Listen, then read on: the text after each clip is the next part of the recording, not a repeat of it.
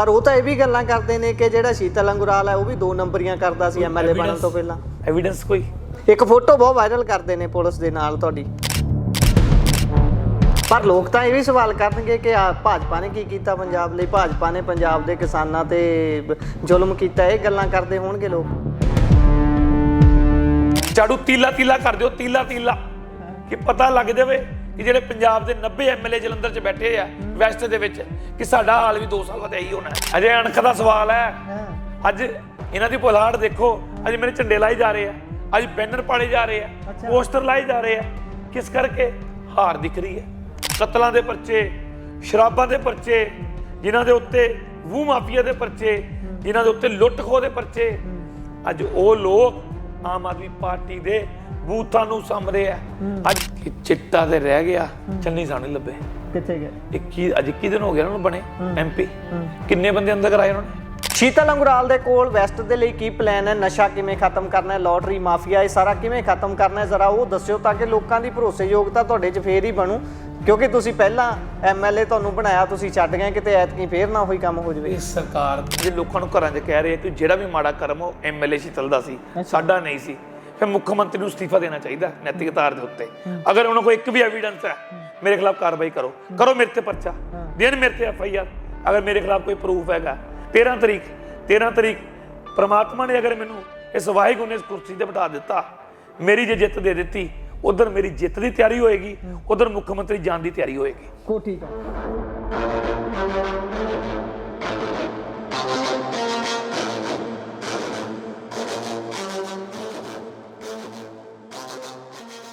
ਸਤਿ ਸ਼੍ਰੀ ਅਕਾਲ। ਪੰਜਾਬੀ ਰੇਡੀਓ ਤੇ Punjabi TV USA ਵੇਖਣਾ ਤੁਸੀਂ ਸ਼ੁਰੂ ਕਰ ਚੁੱਕੇ ਹੋ। ਜਲੰਧਰ ਦੇ ਵਿੱਚ ਲੋਕ ਸਭਾ ਚੋਣ ਲੰਘ ਜਾਣ ਤੋਂ ਬਾਅਦ ਵੀ ਸਿਆਸੀ ਅਖਾੜਾ ਉਸੇ ਤਰ੍ਹਾਂ ਭਖਿਆ ਹੋਇਆ ਹੈ, ਕਿਉਂਕਿ ਜਲੰਧਰ ਵੈਸਟ, ਜਲੰਧਰ ਪੱਛਮੀ ਦੀ ਜਦੋਂ ਗੱਲ ਕਰਦੇ ਆ, ਇੱਥੋਂ ਐਂਟੀ ਡਿਫੈਕਸ਼ਨ ਲਾਅ ਕੰਮ ਕੀਤਾ ਤੇ ਇੱਥੋਂ ਦੇ ਜਿਹੜੇ 2022 ਦੇ ਵਿੱਚ ਚੁਣੇ ਗਏ ਐਮਐਲਏ ਸ਼ੀਤਲ ਅੰਗੁਰਾਲ ਸਨ, ਆਮ ਆਦਮੀ ਪਾਰਟੀ ਤੋਂ ਅਸਤੀਫਾ ਦੇ ਦਿੰਦੇ ਨੇ, ਵਿਧਾਇਕੀ ਛੱਡ ਦਿੰਦੇ ਨੇ।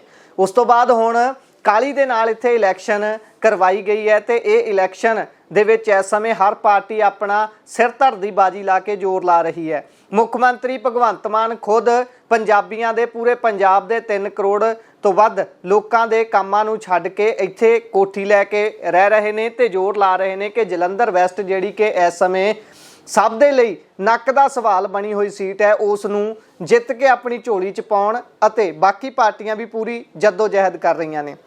ਇਸ ਸਮੇਂ ਸ਼ੀਤਲ ਅੰਗੁਰਾਲ ਹੁਣੀ, ਜਿਨ੍ਹਾਂ ਨੇ ਆਮ ਆਦਮੀ ਪਾਰਟੀ ਤੋਂ ਅਸਤੀਫਾ ਦਿੱਤਾ ਸੀ, ਉਹਨਾਂ ਨੇ ਭਾਜਪਾ ਦਾ ਪੱਲਾ ਫੜ ਲਿਆ ਸੀ ਤੇ ਹੁਣ ਭਾਜਪਾ ਨੇ ਉਹਨਾਂ ਤੇ ਹੀ ਵਿਸ਼ਵਾਸ ਦਿਖਾ ਕੇ ਉਹਨਾਂ ਨੂੰ ਉਮੀਦਵਾਰ ਐਲਾਨਿਆ ਹੈ। ਲਗਾਤਾਰ ਪ੍ਰਚਾਰ ਕਰ ਰਹੇ ਨੇ। ਗੱਲਬਾਤ ਉਹਨਾਂ ਦੇ ਨਾਲ ਕਰਾਂਗੇ ਕਿ ਕਿਉਂ ਇੱਕ ਸੱਤਾ ਧਿਰ ਦੇ ਐਮਐਲਏ ਹੋਣ ਨਾਲੋਂ ਇੱਕ ਉਸ ਪਾਰਟੀ ਦਾ ਐਮਐਲਏ ਹੋਣਾ ਉਹ ਚੰਗਾ ਮੰਨਦੇ ਨੇ ਜਿਹਦੇ ਸਿਰਫ 2 ਐਮਐਲਏ ਨੇ ਇਸ ਸਮੇਂ ਵਿਧਾਨ ਸਭਾ ਦੇ ਵਿੱਚ। ਗੱਲਬਾਤ ਉਹਨਾਂ ਨਾਲ ਕਰਾਂਗੇ, ਖੁੱਲੀ ਚਰਚਾ ਹੋਊਗੀ। ਸਤਿ ਸ਼੍ਰੀ ਅਕਾਲ ਜੀ। ਨਮਸਕਾਰ। ਸਤਿ ਸ਼੍ਰੀ ਅਕਾਲ ਬ੍ਰਦਰ। ਕਿਵੇਂ ਹੋ? ਠੀਕ ਹੋ? ਬਹੁਤ ਵਧੀਆ। ਕਿਵੇਂ ਚੱਲ ਰਿਹਾ ਪ੍ਰਚਾਰ? ਲੋਕਾਂ ਦਾ ਪਿਆਰ, ਉਹ ਆਸ਼ੀਰਵਾਦ ਦੱਬ ਕੇ ਮਿਲ ਰਿਹਾ। ਦੱਬ ਕੇ ਮਿਲ ਰਿਹਾ ਹੈ। ਪਰ ਮੈਂ ਜਿਹੜਾ ਹੁਣੇ ਗੱਲ ਕੀਤੀ ਸੀ ਵੀ ਕਿੱਥੋਂ ਖਿਆਲ ਆਇਆ ਇਹ ਵੀ ਇੱਕ ਸੱਤਾਧਾਰੀ ਪਾਰਟੀ ਦਾ ਐਮਐਲਏ ਹੋਣ ਨਾਲੋਂ ਉਸ ਪਾਰਟੀ ਦਾ ਐਮਐਲਏ ਬਣ ਜਾਣਾ ਚੰਗਾ ਜਿਹਦੇ ਸਿਰਫ 2 ਐਮਐਲਏ ਨੇ? ਭਾਜੀ, ਇਸ ਪੰਜਾਬ ਦੇ ਵਿੱਚ ਉਹ ਦਿਨ ਵੀ ਬਹੁਤ ਜਲਦੀ ਆਊਗਾ ਜਿਸ ਦਿਨ ਇਸ ਪੰਜਾਬ ਨੇ ਜੋ ਆਸ ਲਗਾਈ ਹੋਈ ਹੈ, ਇਸ ਪੰਜਾਬ ਦੀ ਜੋ ਇੰਤਜ਼ਾਰ ਦੀਆਂ ਘੜੀਆਂ, ਉਹ ਇਸ ਪੰਜਾਬ ਦੀ ਵਿੱਚ ਬਹੁਤ ਜਲਦੀ ਭਰਨ ਜਾ ਰਿਹਾ। ਲੋਕਾਂ ਨੇ ਲੋਕ ਸਭਾ ਇਲੈਕਸ਼ਨ ਦੇ ਵਿੱਚ ਬਹੁਤ ਵੱਡਾ ਫਤਵਾ ਦਿੱਤਾ ਕਿ ਜਦੋਂ ਅਸੀਂ ਕਦੀ ਪੂਰੇ ਪੰਜਾਬ 'ਚ ਇਲੈਕਸ਼ਨ ਕਦੀ ਲੜੇ ਹੀ ਨਹੀਂ ਸੀ ਲੋਕ ਸਭਾ ਦੇ, 13 ਸੀਟਾਂ ਲੜੀਆਂ ਸੀ ਪਹਿਲੀ ਵਾਰ ਭਾਜਪਾ ਦੇ ਸਿੰਬਲ ਦੇ ਉੱਤੇ 13 ਸੀਟਾਂ ਲੜੀਆਂ। ਅੱਜ ਲੋਕਾਂ ਨੇ ਸਾਨੂੰ ਬਹੁਤ ਵੱਡਾ ਫਤਵਾ ਦਿੱਤਾ, 26 ਲੱਖ ਦੇ ਕਰੀਬ ਵੋਟਾਂ ਦਿੱਤੀਆਂ। ਠੀਕ ਹੈ, ਇਸ ਕਰਕੇ ਕਿ ਪੰਜਾਬ ਦੇ ਜਿਹੜੀ ਪਾਰਟੀ ਹੈ ਇਹ ਬੜੀ ਵੱਡੇ ਮਾਰਚ ਦੇ ਨਾਲ ਦਿਨੋਂ ਪਰ ਦਿਨ ਵੱਧਦੀ ਵੀ ਹੈ। ਅੱਜ ਲੋਕਾਂ ਨੇ ਮੇਰੇ ਤੋਂ ਜੋ ਵਿਸ਼ਵਾਸ ਕਰ ਰਹੇ ਆ ਲੋਕ ਮੇਰੇ ਉੱਤੇ, ਉਹਨਾਂ ਦੇ ਇਸ ਕਰਕੇ ਹੈ ਕਿ ਜਿਹੜੀ ਮੈਂ ਲੜਾਈ 28 ਮਹੀਨੇ ਲੜੀ ਆਪਣੀ, 26 ਮਹੀਨੇ ਪਹਿਲੇ ਪਾਰਟੀ ਛੱਡ ਕੇ ਆਇਆ, 2.5 ਮਹੀਨੇ ਹੋ ਗਏ ਇਸ ਪਾਰਟੀ 'ਚ ਆਏ ਨੂੰ, ਉਹ ਜਿਹੜੀ ਵਿਚਾਰਧਾਰਾ ਹੈ ਮੈਂ ਆਪਣੇ ਪਰਿਵਾਰ 'ਚ ਹੀ ਲੈ ਕੇ ਜਾਂਦਾ ਰਿਹਾ, ਲੋਕਾਂ ਤੱਕ ਇਹ ਗੱਲ ਪਹੁੰਚਾਉਂਦਾ ਰਿਹਾ ਕਿ ਤੁਹਾਡੇ ਕੰਮ ਨਹੀਂ ਹੋ ਰਹੇ, ਇਹ ਪਰੇਸ਼ਾਨੀਆਂ ਆ ਰਹੀਆਂ। ਹਰ ਚੀਜ਼ ਦਾ ਜਿਹੜਾ ਲੋਕਾਂ ਨੂੰ ਪਤਾ ਸੀ, ਮੇਰੇ ਪਰਿਵਾਰ ਦੇ ਜਿੰਨੇ ਵੀ ਲੋਕ ਮੈਨੂੰ ਦੇਖ ਰਹੇ ਆ, ਉਹਨਾਂ ਨੂੰ ਇਹ ਚੀਜ਼ ਦਾ ਪਤਾ ਸੀ ਕਿ ਸਾਡੇ ਲਈ ਸੰਘਰਸ਼ ਦੇ ਲਈ ਬੋਲਦਾ ਹੈ, ਲੜਦਾ, ਪਰ ਇਹਦੀ ਕੋਈ ਸੁਣਾਈ ਨਹੀਂ ਹੋ ਰਹੀ। ਕਿਸ ਕਰਕੇ? ਕਿਉਂਕਿ ਜੋ ਮੇਰਾ ਦਰਦ ਸੀ ਉਹ ਦਰਦ ਇਸ ਕਰਕੇ ਸੀ ਕਿ ਮੈਂ ਲੋਕਾਂ ਨਾਲ ਵਾਅਦੇ ਕਰਕੇ ਆਇਆ ਸੀ, ਕਿ ਲੋਕਾਂ ਨੂੰ ਗਰੰਟੀਆਂ ਦੇ ਕੇ ਆਇਆ ਸੀ, ਕਿ ਜੋ ਭਗਵੰਤ ਮਾਨ ਨੇ ਗਰੰਟੀਆਂ ਦਿੱਤੀਆਂ, ਜੋ ਕੇਜਰੀਵਾਲ ਨੇ ਗਰੰਟੀਆਂ ਦਿੱਤੀਆਂ, ਮੈਂ ਸਾਰੀਆਂ ਗਰੰਟੀਆਂ, ਸਾਰੇ ਵਾਅਦੇ ਇਹਨਾਂ ਜਨਤਾ ਦੇ ਵਿੱਚ ਉਹਨਾਂ ਥਰੂ ਲੈ ਕੇ ਗਿਆ ਸੀ। ਪਰ 26 ਮਹੀਨਿਆਂ ਦੀ ਕੋਈ ਵੀ ਗਰੰਟੀ, ਕੋਈ ਵਾਅਦਾ ਪੂਰਾ ਨਹੀਂ ਕੀਤਾ। ਇਸ ਕਰਕੇ ਅੱਜ ਇਹ ਭਗਵੰਤ ਮਾਨ ਦੱਸ ਦੇਣ ਕਿ ਕਿੰਨੇ ਸਕੂਲ ਨਵੇਂ ਖੋਲੇ, ਕਿੰਨੇ ਕਾਲਜ ਖੋਲੇ ਆ, ਕਿੰਨੇ ਤੁਸੀਂ ਜਿਹੜੇ ਇਹ ਜਿਹੜੀਆਂ ਤੁਸੀਂ ਵਾਅਦੇ ਕੀਤੇ ਸੀ, ਕਿਹੜੀ ਕਿਹੜੀ ਜਗ੍ਹਾ ਦੇ ਉੱਤੇ ਕਿੰਨੇ ਕਿੰਨੇ ਇਹ ਚੀਜ਼ਾਂ ਤੁਸੀਂ ਦਿੱਤੀਆਂ, ਸਕੂਲ ਕਾਲਜ ਕਿੰਨੀਆਂ ਤੁਸੀਂ ਨੌਕਰੀਆਂ ਦਿੱਤੀਆਂ। ਤੁਸੀਂ 43,000 ਨੌਕਰੀ ਦੀ ਗੱਲ ਕਰਦੇ ਹੋ ਕਿ 43,000 ਨੌਕਰੀ मैंने दे दी इस पंजाब को। ਇਹਦਾ ਮਤਲਬ ਇੱਕ MLA ਨਾਤੇ ਮੇਰੇ ਸੇ ਵੀ 400-500 ਆਈ ਹੋਏਗੀ। ਨੌ ਹਲਕੇ ਜਲੰਧਰ ਸਿਟੀ ਦੇ ਵਿੱਚ, ਸ਼ਹਿਰ ਦੇ ਵਿੱਚ, ਲੋਕ ਸਭਾ ਸਾਡੇ ਸ਼ਹਿਰ 'ਚ 5,000 ਨੌਕਰੀ ਤੇ ਬਣ ਗਈ ਜੀ ਜੀ। ਤੇ ਮੁੱਖ ਮੰਤਰੀ ਸਾਹਿਬ ਸਵੇਰੇ ਲਾਈਵ ਹੋ ਕੇ ਦੱਸ ਦੇਣ ਕਿ ਮੈਨੇ ਕਿਹੜੀ 5,000 ਦੀ ਲਿਸਟ ਹੈ ਜਿਹੜੀ ਮੈਨੂੰ ਨਹੀਂ ਪਤਾ। ਜਲੰਧਰ ਹਲਕੇ ਦੀ ਦੱਸਦਾ ਜੇ ਆਪਾਂ 43,000 ਦਾ ਹਿੱਸਾ ਲਾਈਏ ਕਿ 43,117 MLA ਹੈ, ਡਿਵਾਈਡ ਕਰ ਲਓ ਕਿ ਕਿੰਨੇ ਕਿੰਨੇ ਹਿੱਸੇ ਜਾਂਦੀ ਹੈ। ਠੀਕ ਹੈ, ਇਸ ਕਰਕੇ ਇਹਨਾਂ ਦੀ ਕਾਰਗੁਜ਼ਾਰੀ ਜ਼ੀਰੋ ਸੀ। ਇਸ ਇੱਕ ਕਿਤਾਬਾਂ ਦੇ ਵਿੱਚ, ਇੱਕ ਸਿਰਫ ਤੇ ਸਿਰਫ ਮੀਡੀਆ ਦੇ ਵਿੱਚ ਦਿਖਣ ਦੇ ਲਈ अपनी वाहवा कमाते गए। हम नौकरी दे रहे हैं, हम ये कर रहे हैं, स्कूल ऑफ एमिनेंस बना रहे हैं। किहड़े स्कूल ऑफ एमिनेंस? पुरानियां सरकारां दे बनाए हुए स्कूल, उन्होंने चूना करके, उन्होंने कली करके school of eminence, school of smart किहड़े जिन्होंने कंधा करती कोई किते चक कली करती, किते चूना करता, वो भी स्कूल ऑफ स्मार्ट। अगर भगवंत मान ने स्कूल बनाए होंदे ना तो अज मेरी जगह इत्थे ना होंदी, ਅੱਜ ਉਹਨਾਂ ਦੇ ਨਾਲ ਹੁੰਦੀ, ਉਸੇ ਪਾਰਟੀ ਚ ਹੁੰਦੀ। ਉਹ ਝੂਠ ਦਾ ਪੁਲਿੰਦਾ ਜੀ। ਪਰ ਲੋਕ ਤਾਂ ਇਹ ਵੀ ਸਵਾਲ ਕਰਨਗੇ ਕਿ ਭਾਜਪਾ ਨੇ ਕੀ ਕੀਤਾ ਪੰਜਾਬ ਲਈ, ਭਾਜਪਾ ਨੇ ਪੰਜਾਬ ਦੇ ਕਿਸਾਨਾਂ ਤੇ ਜ਼ੁਲਮ ਕੀਤਾ, ਇਹ ਗੱਲਾਂ ਕਰਦੇ ਹੋਣਗੇ ਲੋਕ। ਪੰਜਾਬ ਦੇ ਵਿੱਚ ਇਹ ਲੋਕਾਂ ਦੀ ਜਿਹੜੀ ਵਿਚਾਰਧਾਰਾ ਹੈ, ਇਹ ਸਾਡੀ ਵਿਰੋਧੀ ਪਾਰਟੀਆਂ ਨੇ ਰੋਲਾ ਪਾਇਆ। ਠੀਕ ਹੈ, ਉਹ ਤੇ ਵੀ ਕਹਿੰਦੇ ਸੀ ਸੰਵਿਧਾਨ ਖਤਮ ਹੋਇਆ, ਲੋਕ ਤੇ ਵੀ ਕਹਿੰਦੇ ਸੰਵਿਧਾਨ ਖਤਮ ਹੋ ਜਾਣਾ ਜਿੱਦਣ ਦੇਸ਼ ਦਾ ਤੀਜੀ ਵਾਰ ਪ੍ਰਧਾਨ ਮੰਤਰੀ ਬਣਨਾ, ਸੰਵਿਧਾਨ ਗਿਆ, ਇਹੀ ਕਹਿੰਦੇ ਸੀ। ਇਸ ਕਰਕੇ ਧੂਰ ਪ੍ਰਚਾਰ ਕਰਕੇ ਜਿਹੜੀਆਂ 400 ਸੀਟਾਂ ਆਣੀਆਂ ਸੀ, ਉਹ ਸੀਟਾਂ ਘੱਟ ਆਈਆਂ। ਉਹ ਲੋਕਾਂ ਨੂੰ ਇਹਨਾਂ ਨੇ ਗੁੰਮਰਾਹ ਬਹੁਤ ਕਰ ਦਿੱਤਾ ਜੀ। ਸਾਡੇ ਕੋਲ ਜਿਹੜਾ ਇਸ ਚੀਜ਼ ਦੀ ਪੂਰੇ ਐਵੀਡੈਂਸ ਹੈ ਕਿ ਜਨਤਾ ਦੇ ਵਿੱਚ ਜੋ ਝੂਠ ਬੋਲਿਆ ਕਾਂਗਰਸ ਨੇ, ਅੱਜ ਜਨਤਾ ਦੇ ਵਿੱਚ ਉਹੀ ਦੇਸ਼ ਦਾ ਪ੍ਰਧਾਨ ਮੰਤਰੀ ਹੈ ਜਿਹੜਾ ਕੰਮ ਕਰ ਰਿਹਾ, ਜਿੰਨੇ ਜਾ ਕੇ ਸਭ ਤੋਂ ਪਹਿਲੇ ਹਾਊਸ 'ਚ ਜਾਂਦੇ ਜਿਹਦਾ ਨੇਤਾ ਚੁਣੇ ਗਏ ਆ, ਸੰਵਿਧਾਨ ਨੂੰ ਨਮਨ ਕੀਤਾ, ਕਿਹਾ ਕਿ ਜਿਸ ਦਿਨ ਤੱਕ ਜਦੋਂ ਤੱਕ ਇਹ ਸੰਵਿਧਾਨ ਹੈ, ਅੱਜ ਤੱਕ ਮੈਂ ਇਸ ਦੇਸ਼ 'ਚ ਹਾਂ, ਜੇ ਸੰਵਿਧਾਨ ਹੀ ਨਾ ਰਿਹਾ ਤੇ ਮੈਂ ਕਿੱਥੇ ਰਹਿਣਾ।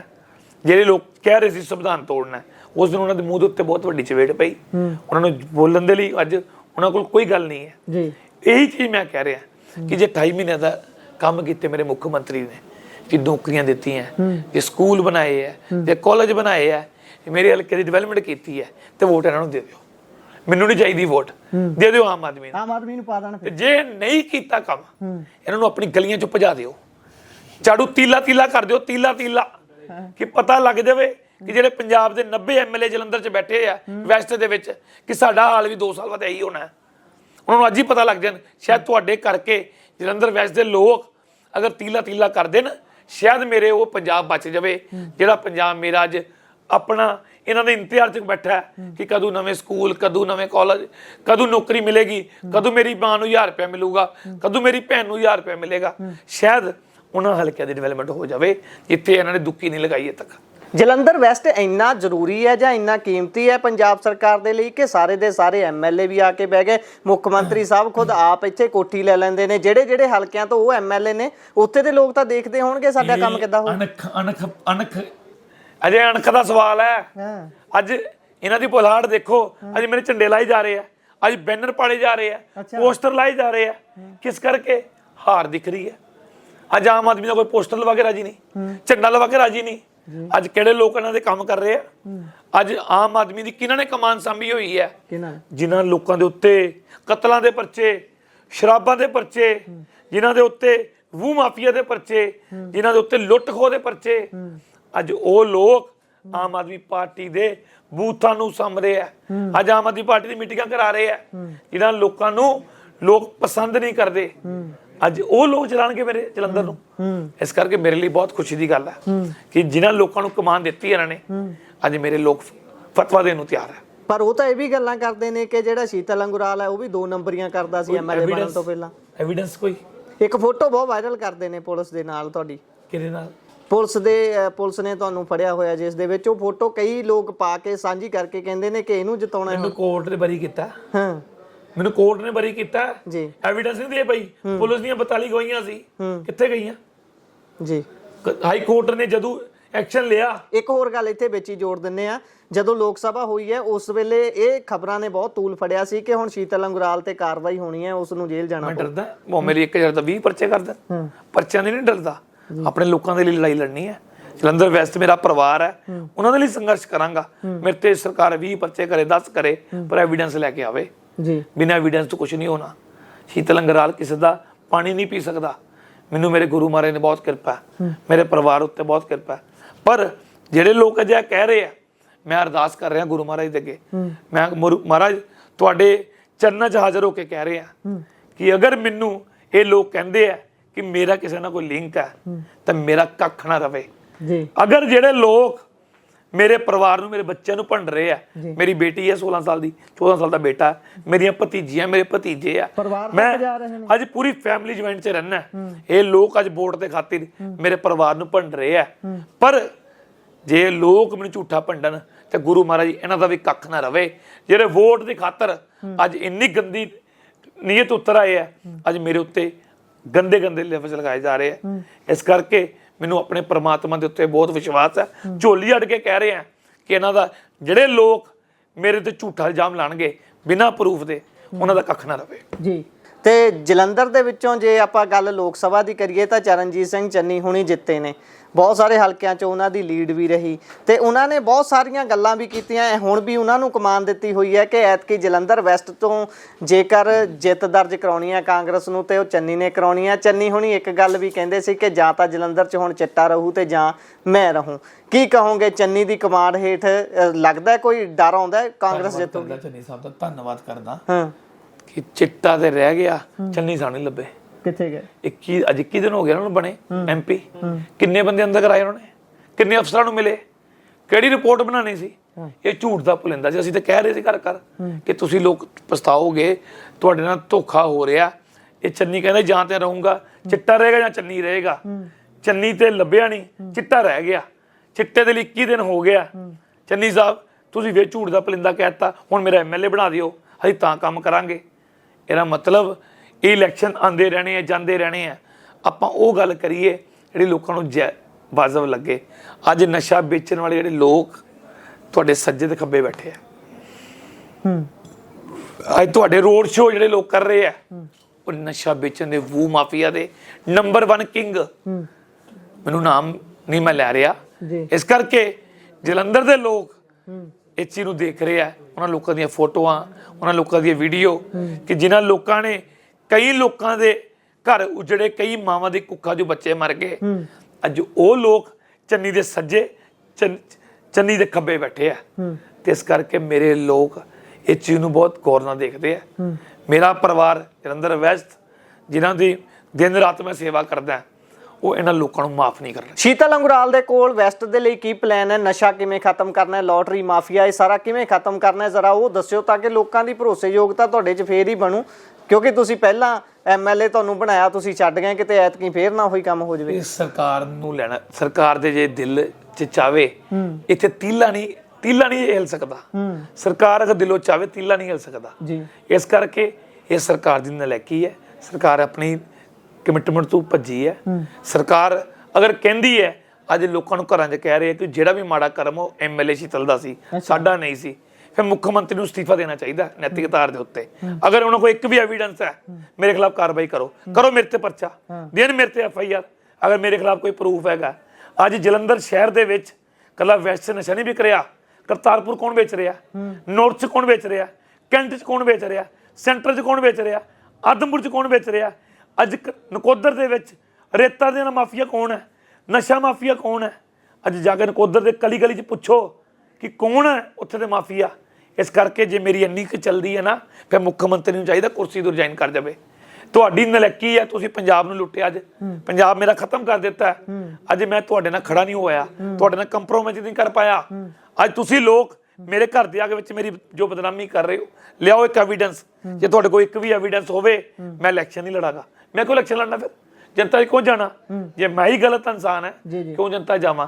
ਇਸ ਕਰਕੇ ਜਨਤਾ ਸਮਝਦਾਰ ਹੈ, ਪੜ੍ਹੀ ਲਿਖੀ ਹੈ। ਅੱਜ ਇਹ ਲੋਕ ਆਪਣੇ ਤੁਹਾਡੇ ਪੁੱਤਰ ਨੂੰ ਬਦਨਾਮ ਕਰ ਰਹੇ ਆ, ਤੁਹਾਡੀ ਕੌਮ ਨੂੰ ਬਦਨਾਮ ਕਰ ਰਹੇ ਆ। ਇਹ ਹੁਣ ਮੇਰੇ ਲੋਕ ਤੈਅ ਕਰਨਗੇ ਕਿ ਅਗਰ ਸਾਡੇ ਪਰਿਵਾਰ ਦੇ ਬੱਚੇ ਨੂੰ ਤੁਸੀਂ ਬਦਨਾਮ ਕਰੋਗੇ, ਤੁਹਾਨੂੰ ਤੀਲਾ ਤੀਲਾ ਕਰ ਦਿਆਂਗੇ ਤੁਹਾਡਾ ਝਾੜੂ। ਤਾਂ ਤੀਲਾ ਤੀਲਾ ਕਰਨ ਨੂੰ ਦੁਨੀਆ 10 ਤਰੀਕ ਤਿਆਰ ਹੈ। 10 ਤਰੀਕ ਨੂੰ ਰਿਜ਼ਲਟ ਦੇਖ ਲਿਓ। 13 ਤਰੀਕ ਪ੍ਰਮਾਤਮਾ ਨੇ ਅਗਰ ਮੈਨੂੰ ਇਸ ਵਾਹਿਗੁਰੂ ਨੇ ਇਸ ਕੁਰਸੀ ਤੇ ਬਿਠਾ ਦਿੱਤਾ, ਮੇਰੀ ਜੇ ਜਿੱਤ ਦੇ ਦਿੱਤੀ, ਉਧਰ ਮੇਰੀ ਜਿੱਤ ਦੀ ਤਿਆਰੀ ਹੋਏਗੀ, ਉਧਰ ਮੁੱਖ ਮੰਤਰੀ ਜਾਣ ਦੀ ਤਿਆਰੀ ਹੋਏਗੀ। ਕੋਠੀ ਚੋਂ ਆਖਰੀ ਸੁਨੇਹਾ ਦੇ ਦਿਓ ਇੱਥੋਂ ਦੇ ਵੈਸਟ ਦੇ ਲੋਕਾਂ ਨੂੰ, ਕੀ ਦੇਣਾ? ਹੱਥ ਜੋੜ ਕੇ ਬੇਨਤੀ, ਝੂਠ ਔਰ ਸੱਚ ਤੇ ਵੋਟ ਦੇਈਓ। ਇੱਕ ਪਾਸੇ 28 ਮਹੀਨਿਆਂ ਦਾ ਝੂਠ, ਇੱਕ ਪਾਸੇ 10 ਸਾਲ ਦਾ ਸੱਚ। 10 ਸਾਲ ਦਾ ਸੱਚ ਦੇਸ਼ ਦੇ ਪ੍ਰਧਾਨ ਮੰਤਰੀ ਨਰਿੰਦਰ ਮੋਦੀ ਦਾ, 28 ਮਹੀਨਿਆਂ ਦਾ ਝੂਠ ਜਿਹੜਾ ਕਿਹਾ ਸੀ ਇਹਨਾਂ ਨੇ ਕਿ ਨਵੇਂ ਸਕੂਲ, ਨਵੇਂ ਕਾਲਜ, ਨਵੇਂ ਹਸਪੀਟਲ ਦੇਵਾਂਗੇ, ਹਰ ਮਾਂ ਨੂੰ 1000 ਰੁਪਈਆ, ਹਰ ਭੈਣ ਨੂੰ 1000 ਰੁਪਈਆ। ਅਸੀਂ ਜਿਸ ਦਿਨ ਸੱਤਾ ਚਾਹੇ ਤੁਹਾਡੇ ਹਰ ਘਰ 'ਚ ਨੌਕਰੀ ਦੇਵਾਂਗੇ। ਅਗਰ 43,000 'ਚ ਨੌਕਰੀਆਂ ਮੇਰੇ ਹਲਕੇ ਨੂੰ ਦਿੱਤੀਆਂ, ਉਹਦੀ ਲਿਸਟ ਮੁੱਖ ਮੰਤਰੀ ਲੈ ਕੇ ਆਵੇ ਤੇ ਮੇਰੇ ਨਾਲ ਟੇਬਲ ਟੋਕ ਕਰ ਲੈਣ, ਮੈਨੂੰ ਦੱਸ ਦੇਣ ਕਿੰਨੀਆਂ ਨੌਕਰੀਆਂ ਦਿੱਤੀਆਂ। ਅਗਰ ਮੇਰੇ ਹਲਕੇ 'ਚ ਨੌਕਰੀਆਂ ਦਿੱਤੀਆਂ ਹੋਣਗੀਆਂ, ਮੈਂ ਤਾਂ ਵੀ ਇਲੈਕਸ਼ਨ ਨਹੀਂ ਲੜਨ ਨੂੰ ਤਿਆਰ ਬੈਠਾ। ਛੱਡ ਜਾਓਗੇ? ਝੂਠ ਔਰ ਸੱਚ ਦੇ ਉੱਤੇ ਵੋਟ ਕਰਨ ਲੋਕ। ਸੋ ਸ਼ੀਤਲ ਅੰਗਰਾਲ ਹੋਣੀ ਸਾਡੇ ਨਾਲ ਸੀ, ਸਮਾਂ ਦੇਣ ਲਈ ਤੁਹਾਡਾ ਬਹੁਤ ਬਹੁਤ ਧੰਨਵਾਦ। ਸਤਿ ਸ਼੍ਰੀ ਅਕਾਲ। ਸੋ ਇਹ ਸਨ ਸਾਡੇ ਨਾਲ ਸ਼ੀਤਲ ਅੰਗਰਾਲ, ਜਿਨ੍ਹਾਂ ਨੇ ਚਾਨਣਾ ਪਾਇਆ ਹੈ ਕਿ ਉਹ ਸਿਆਸਤ ਇਸ ਸਮੇਂ ਚੋਣ ਲੜ ਰਹੇ ਨੇ, ਕੀ ਉਹਨਾਂ ਦੇ ਮੁੱਦੇ ਨੇ ਤੇ ਕਿਵੇਂ ਵਿਚਰ ਰਹੇ ਨੇ। ਭਗਵੰਤ ਮਾਨ ਨੂੰ ਉਹਨਾਂ ਨੇ ਚੈਲੰਜ ਵੀ ਕੀਤਾ। ਸੋ ਜੁੜੇ ਰਹੋ ਪੰਜਾਬੀ ਰੇਡੀਓ ਤੇ ਪੰਜਾਬੀ ਟੀਵੀ USA ਦੇ ਨਾਲ, ਸਰਗਰਮੀਆਂ ਤੁਹਾਡੇ ਤੱਕ ਪਹੁੰਚਾਉਂਦੇ ਰਵਾਂਗੇ। ਧੰਨਵਾਦ।